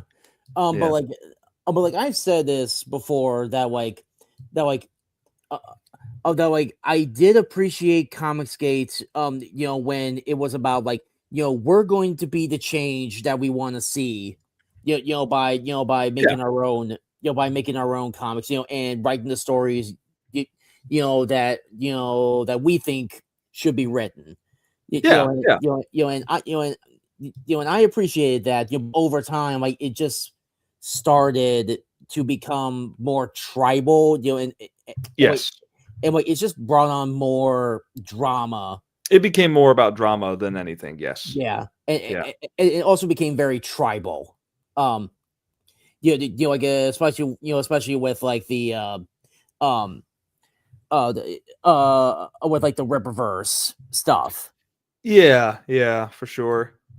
Yeah, because like I think Ethan is still talking about Eric July is like, dude, give it a rest. But yeah, give it a every rest. trash cast Getting old. Yeah, and people have pointed out like his views are down. Yeah, and I'm like, dude, like, yeah, and I'm like, dude, just give it a rest. Like, at some this point, is getting like the dead old. horse, can't be kicked anymore. Yeah. Eventually, the bones, the all the meat, the bones and everything melt off the horse, and now you're just kicking dirt. like the like this whole thing is getting old, just like you. True. But like I think whenever it's like real discussions about like the Rippaverse, like I don't mind it, but to make it every single stream, yeah, it comes off as very obsessive. It comes off as Yeah. very obsessive to me. And while I can agree with Van Sciver's critiques of it, like I can agree with some points he makes, I still find it to be just crazy obsessive. But the other thing that I talked about in the video talking about the Good in Comics Gate is that Van Sciver recently has been doing more drawing streams than Trashcast. Yeah. And some of that includes drawing for Cyberfrog and Rainbow the Brute. And I'm like, yes, this is what I want to see more of. Is stuff like this is actually getting work done instead of just talking about Eric July every day. So I think he might potentially be making some moves in what I think is the right direction. Yeah. But like, because he used to be called Comics, Comics Pro Secrets. That's still the name of his channel. Yeah. So where's the secrets? Yeah, where's the secrets at? Surely it's not with Eric July. Yeah. Like, where is it? But yeah, I used to be like a big Rippaverse fan. I got like all the comics and stuff. I still have all of them. I only bought ISOM #1 and like just never bought another book again. Yeah, I bought it and at the time like I was new to indie comics. Like I had only ever done like a webtoon. Yeah. And that's like where I got started. And I was like, cool, and another indie comic creator like making something that he feels like the mainstream isn't making. I can agree with this.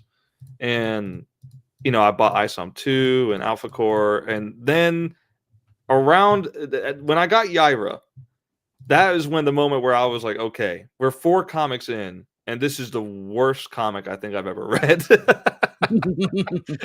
And at that point is when I started to like I made a review because I was doing reviews of them up until that point anyway.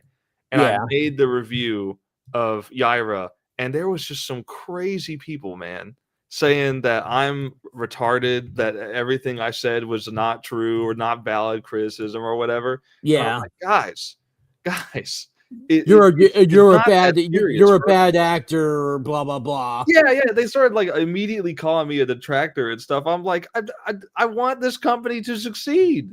That's why I'm giving. That's part of the art. Yeah, that's part of art. Is criticism. Yeah. But like, every time I look at like every Rippaverse quote unquote review video I look at, it's like they don't even like review it. It's like they just say, all they do is just glaze it. Yeah. That's most of the reviews I've seen is glazing. oh my gosh, this is so good. Like they don't explain why. Like they just say, right. like they just say, oh, it's amazing, it's so good. It's like okay, what's good about it? Like what's the story? They don't even give a synopsis of the story. Some of them I've watched but I haven't watched them in a while. I just like I can't lie. I can't just like blatantly lie and say this is the best indie comic I've ever read. But those people like saying that I was a detractor brought me closer to Comicsgate than anything. And I was like, you guys are crazy.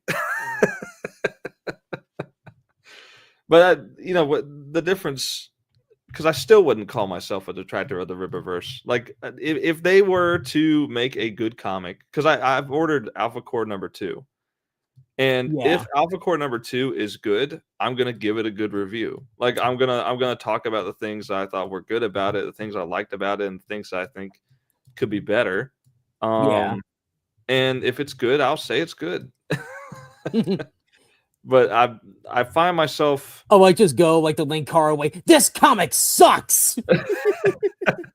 just immediately start off with that. Well, no, like oh no, like that's how you should end it. Like this comic sucks. Yeah, because I like I really Chuck Dixon. miss Linkara. Oh, but he's still doing his comic reviews. But they're just not as good as he used to. They don't got the sauce in them. Yeah. Yeah. But yeah, like I like Chuck Dixon.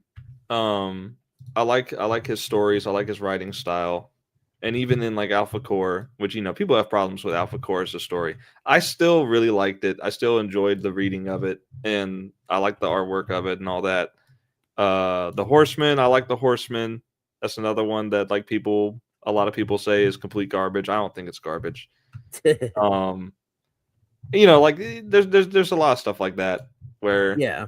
if it feels like with the Rippaverse, you're either a full blown hater or the internet Or a will glazer. label you as a glazer or a hater, and Yeah. there is an in between, and people don't seem to understand that. But yeah, I'm almost done with this artwork here. I'm just adding sound effects. Yes, like I got here. Let me try this. Yeah, so yes, like now I just gotta add like sound effects and a balloon bubble. Where he says like round 2, Tubby. Yeah, I like that. It's a good page. Yeah. Yeah, I love all the detail and like the lines and stuff like that to show the movement and all that. Yeah, the speed lines. Yeah, the speed lines. It really gives a good sense of motion and the perspective. perspective. And like it also fills in, like the white void. Yeah. Because like not every panel like needs like a background. Kind of like with this panel. Like this panel doesn't really need something in the background. Oh yeah, totally. I've done the same thing with Little Miss Steel. Sometimes like I think yours is in black and white, right? Yeah. Yeah. Mine is colored. But yeah. I sometimes like instead of doing like a white background, like I'll just do like a colored, like a solid color, or maybe it's a solid background with like a pattern to it. Oh yeah, like sort of like a color that's that sort of reflects the main color of the background. Yeah, it matches the character too. So like all the 4 bandmates have like they're color coded. Chester is yellow, LeJohn is red, Amy is pink, and V is blue. And you can also use color to that like best represents like their emotional state. Yes, exactly. Like if someone's mad, you go with like a more red background. Yeah, totally. Yeah, when like the scene calls for that, like I'll use like a red background for that kind of stuff. Or if like a moment is like really dark or dire, like I'll use purple or something like that. And that, I mean, that saves a lot of time whenever you're making a comic anyways, is knowing when to like go all out with a background and when when not to. Yeah. Yeah, but yeah, that looks really good, man. That looks really good. Like this Well, this background I've got on mine, like this background I've got here for mine is oh yeah, I got show. There we go. yeah, I was about to say, I was like, wait a minute, where's mine? Yeah, like this, I'll use like this background for like different action shots and stuff like that. Where the Yeah. background isn't an integral part of the story. Yeah. Yeah. Let me change the color here. What hue do I want to use for this guy? What the color on the comic is like this really deep blue. Mhm. Maybe I up the saturation a little bit. Yeah, that looks pretty good. Yeah, so I have here yes, like this is like the chapter 2 pages. So like the first page what I had here this image was like, you know, was like a full splash page. And there was a page before it where it was like just showing some panels of him, you know, like starting to move in his tub. And I was like, you know what? I can probably like just remove like that, you know, the first page and, you know, and sort of like just start the chapter like this. Yeah, yeah. I like that. Yeah.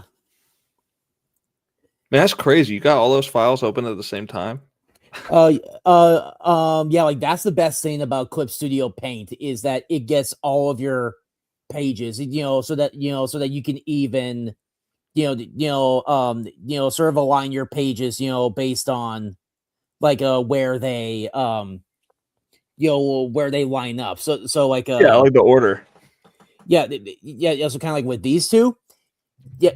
Yeah, so like so the empty gutter in the middle, like that's the spine. So click on the right page real quick and zoom in. Is that Cynic? No. the guy on the top right of the right page. Yeah. For a second, it almost looks like Cynic when it's zoomed out. Yeah, it's just some random scientist. He escapes. His tube. He's doing the Omni-Man float. Yeah, or like the evil Superman float. Yeah. I love that scene wherever he's floating like that, and he just floats through the wall of a house, like not stopped at all by it, just boom. And like just the way like his feet are planted, like as if like he's like he's like sliding on air. Yeah, it's so good. I love that. Yeah, so this page, where he first wakes up, and he starts to use his telekinesis powers. Yeah, that's cool, man. Okay, where do you think I got this from? Let me do a. Yeah, so like I'll give you a clue. There are noises from outside where I should be. Use the psychic powers. Crack, and then. Thank you for the automatopoeia. Yeah. Reading. I don't know. It seems very familiar to me, but it almost like it just right off the bat, it reminds me of like Mewtwo from the first movie. Yes, yeah, that's where. Yeah, you got it right. That's where it came from. Yes, I love Mewtwo. Like Mewtwo is my most favorite Pokemon ever. He's sick, man. That first movie was really good. Yeah, and then I think afterward, like sadly, like the original voice actor of Mewtwo like passed away. So I think in Mewtwo Returns, which back then it was like a straight to video release. They got Dan Green to to replace Mewtwo's voice. Okay. Do you know who Dan Green is? I've heard of him, but I'm not super familiar. It's time to duel. Oh, that's right. And his Yugi voice is perfect for Mewtwo. Yeah, I was about to say I could totally imagine that. Yeah, 100%. Yeah, that's a good match. I'm trying to find since you were showing a comic page with like an inspiration behind it. I'm trying to find I'm trying to find one. Trying to find one that would be good. Like a visual. And like the start of my chapters, of like the way I have it set up is it's inspired by the Dragon Ball Super manga. Oh, okay. Yeah, where they have like the title and the and the chapter title. Yeah, yeah. You know, I actually mentioned you in my review of Liam's manga. Oh, Dino King. No, the Kakashi Murder Dolls, the one that's free. Oh, Yeah, like free to read. I mentioned I was like, because my biggest critique about the art of that manga was that it was trying way too hard to be Japanese manga. It didn't have a flavor to it. Like it didn't have a style. But like yours obviously like is inspired by manga. But it still has like your personal touch to it. Like I could look at that and say, okay, that is made by a fan of manga that has his own style to it. And it's made by someone who's actually studied the style, and actually knows how to draw the style. Yeah. Because like there are way too many like American comic artists, who have tried to do manga style, but they just can't get it down. Right. Here's a good example. Let me find the picture.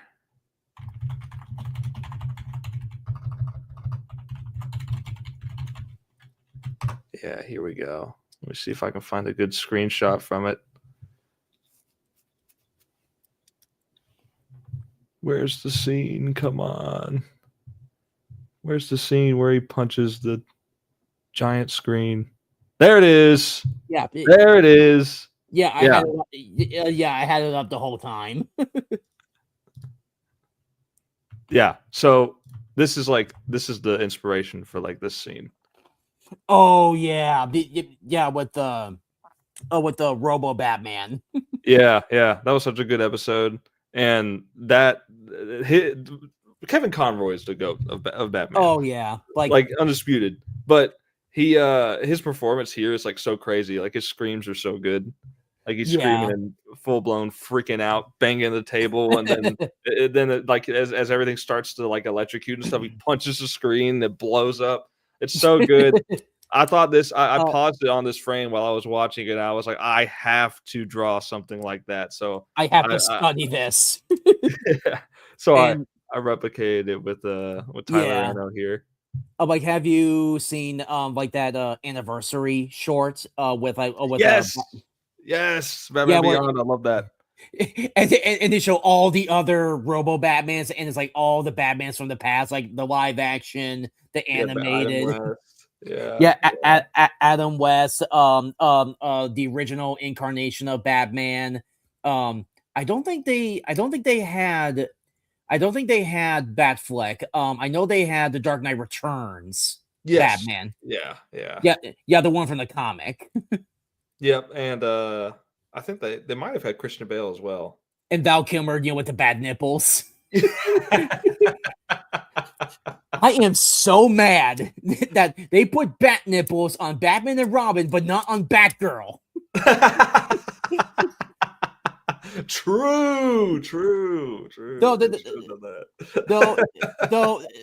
Though, if you really look at, like, you kind of see the nipples, but it's not as pronounced as as the male counterparts. You studied those scenes. Oh, man. Yeah, man. But anyways, I think I'm gonna go ahead and hop off. All right. I'm starving. I usually eat around like 6 o'clock, so it's 8:30. Just like before you go, let me try to pull up the share the screen of your Global Comics. Thanks. There we go. Yeah, so everybody go check out Little Miss Steel. It's all free to read. Yep, volumes 1 through 7. 6, I mean. It says continue reading number 7. So I think you have 7. No, I've got a Christmas special that. Oh yeah, that's right. Yeah. Yeah. But yeah, it kind of throws off the number a little bit. But like thankfully Global Comics has this thing where you can set it apart by episodes or like one shots. Yeah. So even though there's 7 uploads, it's still episode 6 is episode 6. Oh, like when they start doing like the print on demand of Global Comics, like would you do it?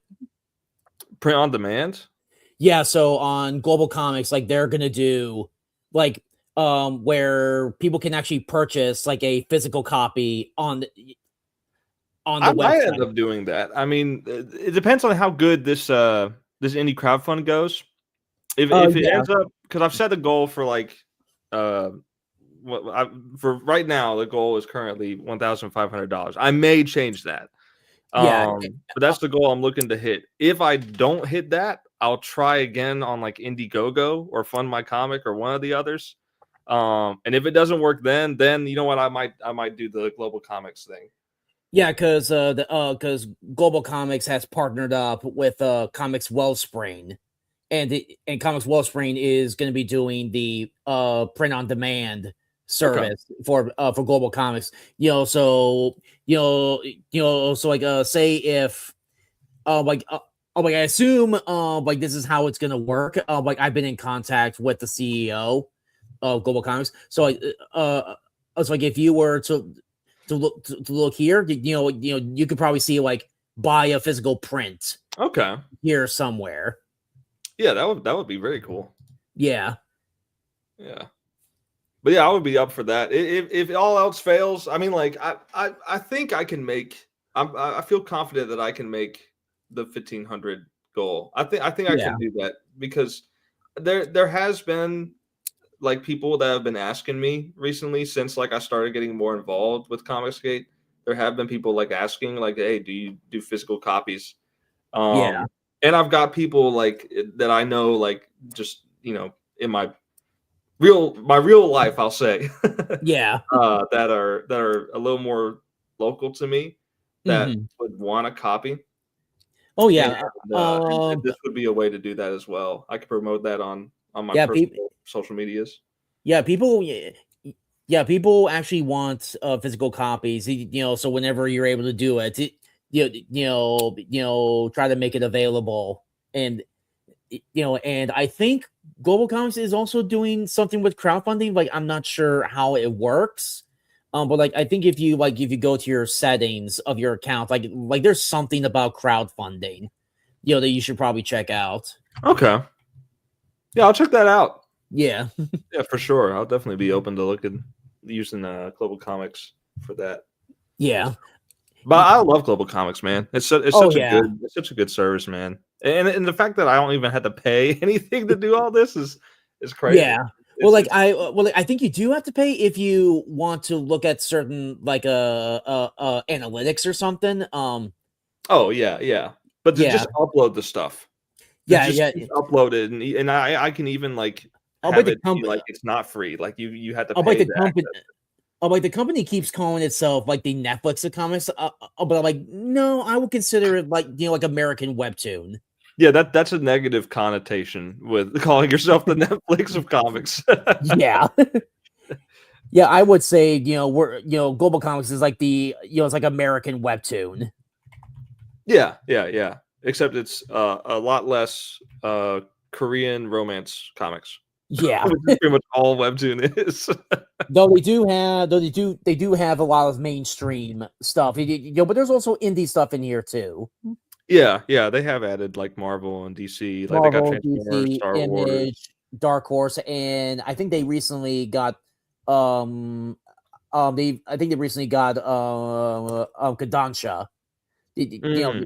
for their manga library. Yeah. I got a premium subscription. I gotta start using it more. It will be really interesting to see, like, if they partner up with Shonen Jump, and put all their, and put all their manga chapters there. Though I don't think Shonen Jump would be into it, because because their service is super cheap. Like, digital Shonen Jump is only like $2 or $3 a month. Mm. And you get, and you get to read all the newest chapters same day as Japan. Yeah, that's pretty good. Yeah.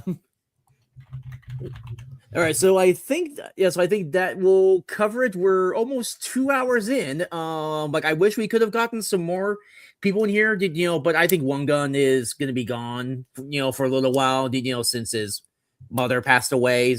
Yeah, I hate that. So we'll probably have like another chance, to get more people on here, and once One Gun comes back, it's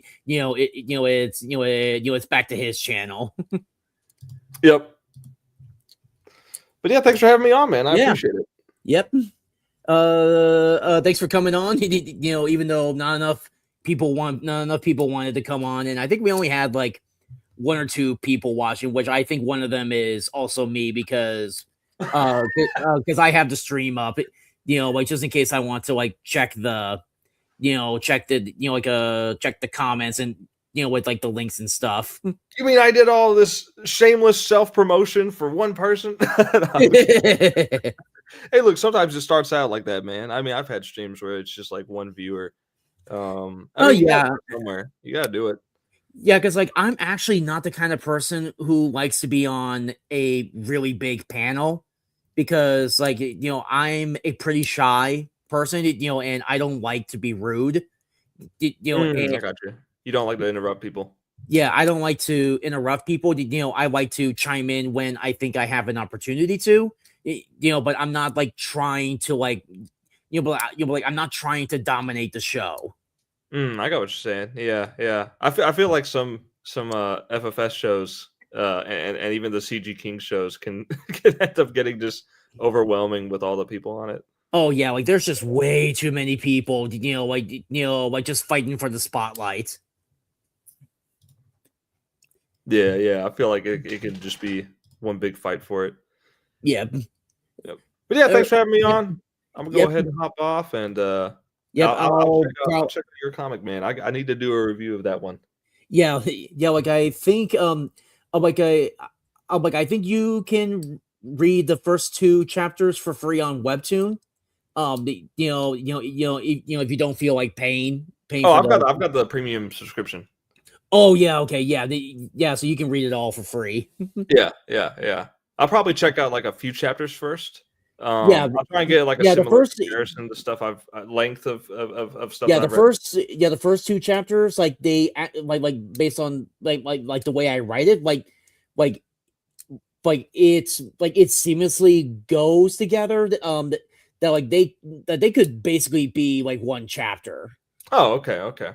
Yeah, so like the first 2 is pretty much a good jumping off point, for like a review, because then chapter 3, like where it starts to feel like it's going off on its own. Okay, I got what you're saying. Yeah. I might just do the first 2 then. For like a first review, and then I might come back to it for like some more in the future. Yeah. All right. Because I need people to read it. I feel it. Not just look at the art and go, oh yeah, that's good. Yeah. I want people to read it. Yep. All right. Well, I'll talk to you later, man. Yep. See ya. Peace. All right. So I think I'll stick around for a few more minutes. If anyone has anything else to say, I know there's one other person, that's lurking. I don't know who that is, but hopefully, you can show yourself. That would be nice. But yeah, like that was, I think that was a good XP workshop stream. Hopefully next week I can get Mindy Miller to come on, and maybe N2 Paints to come on. Especially since One Gun is not going to be here next week. I don't know how long he's going to be gone. He didn't say how long exactly he's going to be gone. But we're going to give him all the time he needs for his bereavement. So yeah, thanks everybody for showing up. for those who who just lurked and never said anything. But yeah, that is the end of the show. So I'll see you guys later.